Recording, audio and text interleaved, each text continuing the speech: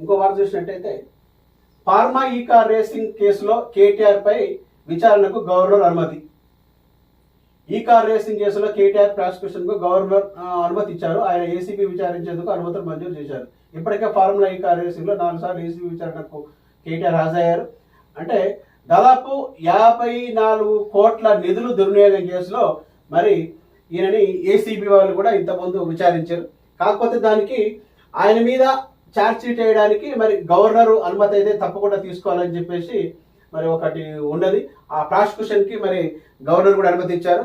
ఈ దెబ్బతోనే కేటీఆర్ పని అవుట్ అని కూడా మరి విపక్షాలు చాలా సంతోషంగా ఉన్నాయి. ఎందుకంటే రాష్ట్రాన్ని 10 సంవత్సరాలు ఇక్కడ పడితే అక్కడ దోచుక తిని మొత్తం అడ్డు అదుపు లేకుండా చేసిన దాంట్లో మరి కేటీఆరే.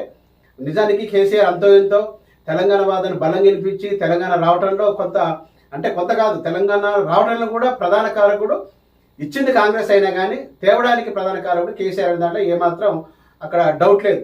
కానీ దాన్ని అడ్డం పెట్టుకొని ఒక రాక్షసులాగా రాష్ట్రం మొత్తం సర్వనాశనం చేసిన కేటీఆర్ని మరి ఈ కార్ రేసులో మాత్రం తప్పకుండా అరెస్ట్ అవుతాడు.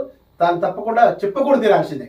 ఎందుకంటే ఇక్కడ మనం చూస్తున్నాం, ఎవ్వరికి కూడా ఆయన ఎలాంటి మేలు చేయలేదు. ఒకరికని కాదు, పేదోళ్లకు ఎవరికి కూడా ఏం చేయలేదు. ఎంతసేపు ఉన్నా కానీ ఈ కార్ రేసింగ్ సినిమా వాళ్ళు వీళ్ళు తిరుగుకుంటూ ఉన్నారు కాబట్టి ఈ దెబ్బతో కేటీఆర్ పని అవుట్ అవుతుంది. ఎందుకంటే ఇప్పుడు కూడా చూస్తున్నాం, ఆయన ఒక రాజకీయ నాయకులా మాట్లాడతలేడు. రాయలసీమలో ఫ్యాక్షనిస్టులు మాట్లాడతారు, ఆ విధంగా ఉంది భాష. ఇప్పుడు నీ తండ్రి అంత అదే భాషలో ఉన్నాడు.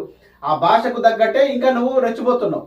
ఒక ముఖ్యమంత్రిని పట్టుకొని వాడు వీడు పొట్టోడు పొడుగోడు నీకు అవసరమా అంటే అదంతా కూడా ఒక రాజకీయ పరిపక్వత లేని ఆలోచన విధానంతో ముందుకు పోతున్న కేటీఆర్ని కళ్ళ వేయాలంటే ఈ కార్ రేసులో దొంగ దొరికిండు. 54 కోట్లు అప్పనంగా తిన్న దొంగ దొరికింది కాబట్టి ఈ కేసులో డెఫినెట్గా కేటీఆర్ అరెస్ట్ కావడం తథ్యం.